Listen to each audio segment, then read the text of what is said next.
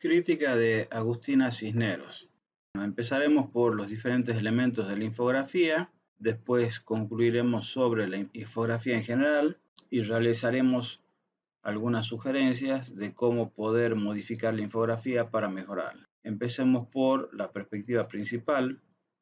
Se había dicho que consideramos apropiado destacar una vista del edificio donde se pueda expresar la totalidad del trabajo realizado. En este sentido, esta vista es apropiada. También habíamos dicho que había que tratar de caracterizar los diferentes materiales, asignarle al edificio una apariencia arquitectónica. En este sentido, Agustina utilizó en este caso un material que simula el muro cortina sobre la parte vidriada, lo cual es positivo. ¿Qué sería lo negativo? El utilizar una perspectiva plana es desaprovechar la fuerza expresiva de las torres. Los edificios en general tienen una perspectiva fugada hacia arriba, que es muy importante y característica justamente de la percepción de este tipo de edificios. Entonces, utilizar una perspectiva con dos puntos de fuga o una vista axonométrica sería desaprovechar uno de los elementos expresivos más importantes que tiene el edificio. En segundo lugar, utilizar como vista principal una vista tan alejada implica el compromiso de tener que ambientar una zona muy grande que, como se ve en este caso, carece de ambientación. Otro elemento importante es el uso de imágenes en el fondo que le atribuyan una sensación o un carácter urbano. Se ha utilizado la imagen de una ciudad. Sin embargo, tanto la perspectiva como la escala de la imagen del fondo no se corresponden con la perspectiva del edificio. Dada la distancia que existe entre ambos edificios, esto debería ser mucho más pequeño. La vista también tiene problemas de iluminación. Si esto es una vista nocturna, como lo que aparentemente es por el fondo, la iluminación no debería arrojar estas sombras. Y en segundo lugar, el edificio debería tener luz propia, luz interior. Y si es una vista diurna, que no es el caso, pero que está iluminado como vista diurna, las sombras no deberían ser tan oscuras. Otro elemento que se considera desfavorable de esta perspectiva es el difuminado. Creemos que la idea de insertar una imagen que ocupe el ancho total de la infografía puede dar un carácter unitario a la infografía. Sin embargo, si le aplicamos un difuminado que termina en blanco prácticamente, se produce el efecto contrario, porque en vez de ocupar el ancho total de la imagen, se produce una zona intermedia donde no se llega a entender ni siquiera ni la infografía ni tampoco las imágenes que se han tratado de ubicar sobre el fondo de la imagen principal. Las elevaciones no se entienden. La memoria descriptiva hay que trabajarla como un elemento gráfico más. Esto significa tratar de contenerla dentro de algún espacio, trabajarla con algún tipo de caja, con algún tipo de columna, justificación izquierda o derecha. La génesis también se ha criticado, se ha señalado que existen dos tipos de génesis, la génesis histórica, que es la que ustedes efectivamente han realizado, que ha implicado una multiplicidad de operaciones, pero que después aparece una génesis lógica. Una vez que ustedes llegan al modelo final del edificio que ustedes adoptan para la presentación, ese modelo tiene una lógica generatriz. Y la mejor forma de expresarlo quizás sería hacer una ingeniería inversa. Si empezábamos desde el modelo terminado y analizamos el modelo terminado, podíamos interpretar que está compuesto de dos grandes elementos, el basamento y el fuste. La imagen final, que es el edificio terminado, debería ser consecuencia de la unión de dos elementos que es el basamento por un lado y el fuste por otro. A su vez, esto genera la morfogénesis de estos dos elementos. El fuste, aparentemente podríamos decir que es producto de una torsión, o sea, el paso anterior implicaría realizar una torsión sobre este aspecto, y el paso anterior del basamento probablemente implicaría el calado de su interior para poder atravesarlo con este edificio. A su vez, una vez que tenemos el fuste y el basamento acá, podríamos ir un paso anterior, donde probablemente sí encontremos que en el fuste hay la unión de tres elementos. En este caso también está faltando la idea conceptual, que junto con la génesis debería ser la parte más abstracta de la presentación. El contexto que se expresa acá abajo no tiene sentido repetir la imagen con una leve diferencia de escala. Lo que corresponde hacer el contexto, dividirlo en dos elementos.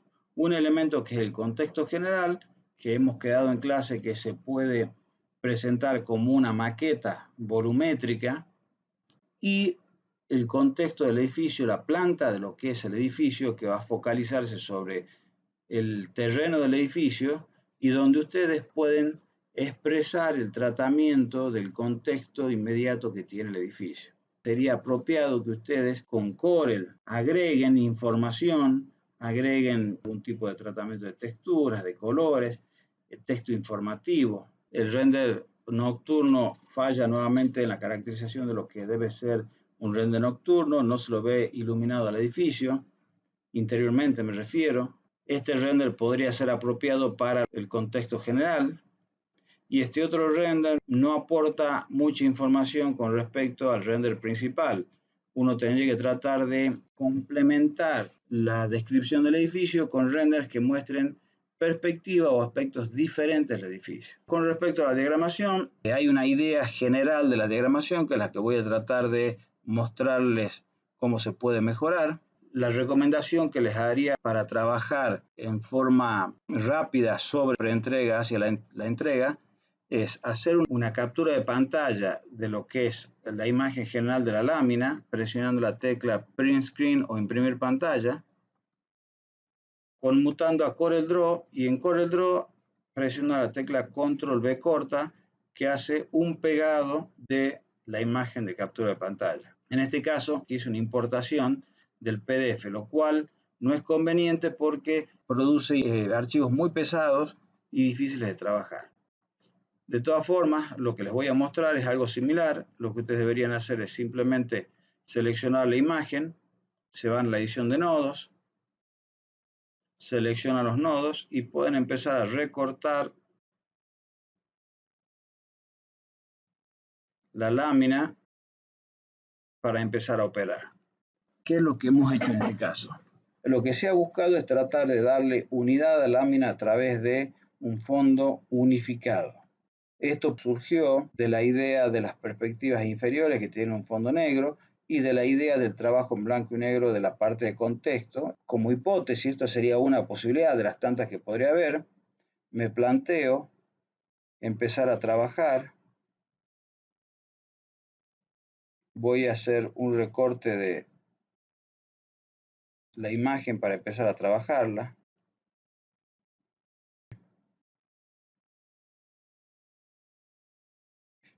La idea general es tratar de romper el embaldosado de las imágenes que ustedes tienen.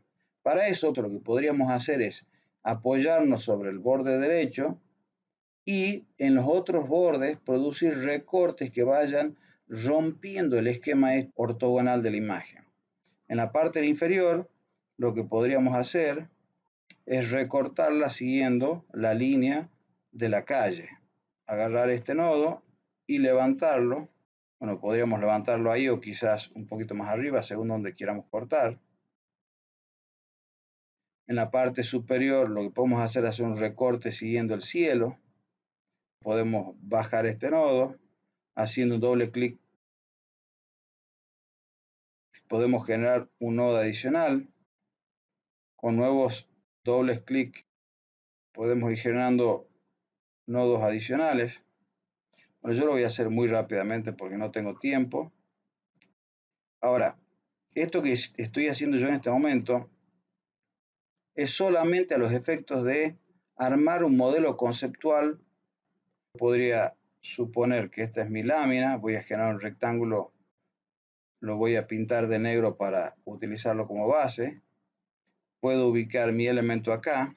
Si está por debajo, hago Shift Page Up para subirlo para arriba o en su defecto clic derecho sobre el objeto hacia adelante de la página. Sabemos que vamos a tener un par de rótulos. Esos rótulos los podemos pintar en la parte superior e inferior del rótulo, perdón. Esos elementos los podemos pintar de negro, pero provisionalmente los podemos marcar con un recuadro negro con fondo blanco. para ser conscientes que existen esos rótulos. La parte dura de la izquierda le puedo aplicar una transparencia. Esta es la herramienta transparencia, selecciono la herramienta, hago clic sobre la imagen y arrastro.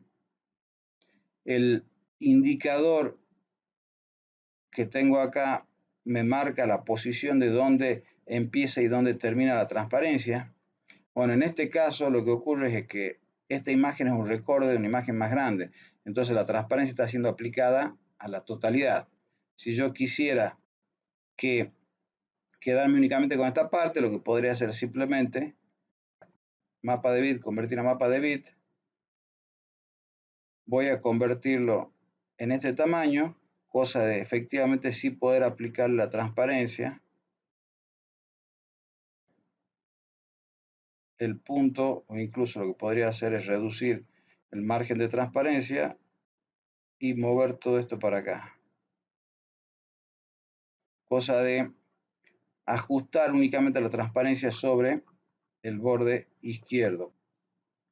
Con un procedimiento similar, podría proceder a modificar esta parte del conjunto.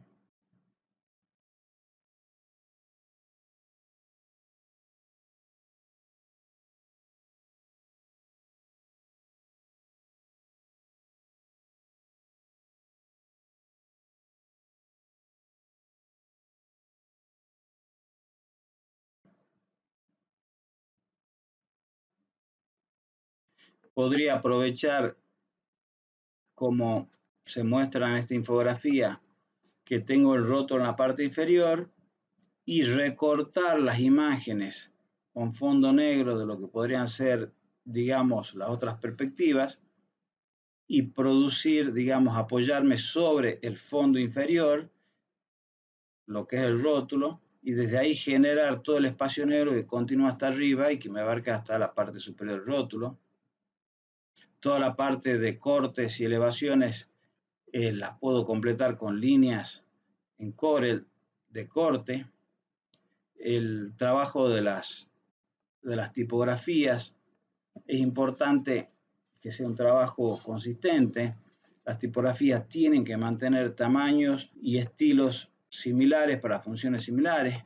Lo que les voy a recomendar es para la identificación de las diferentes figuras, utilizar tipografías tipo narrow o compactas en negrita que me permiten reducir el largo de los textos, y para las otras tipografías utilizar tipografías comunes, una Arial, puede ser la Arial Narrow común sin negrita o una Arial Calibri. Con estos procedimientos que indiqué se puede rápidamente armar un modelo conceptual de lo que queremos plantear como nueva infografía, y a partir de este nuevo modelo conceptual generar las imágenes y los elementos que necesitamos, ya sabiendo el tipo de tratamiento que le vamos a dar y sabiendo que tenemos que generar, por ejemplo, estos renders con el fondo transparente para no tener que estar recortándolo. Esta perspectiva también con un fondo transparente. Se recomendaría que el tipo de trabajo fotorrealístico que se produce en el render principal sea diferente al que utilizamos, por ejemplo, en la planta, en esta vista en perspectiva, en los frentes, que puede ser más abstracto. Se puede completar, por ejemplo, con algunas acotaciones. Pueden utilizar simple y llanamente líneas que las pintan de blanco, negro, según lo que corresponda, que les dan el espesor apropiado y que les pueden dar terminaciones, por ejemplo, flechas.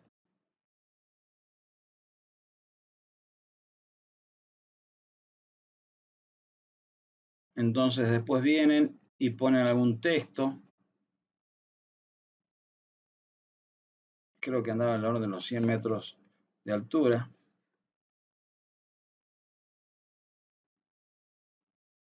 Si lo quieren girar, pueden fácilmente girarlo. En síntesis, este sería un caso típico de una infografía que busca la unificación a través del tratamiento del fondo.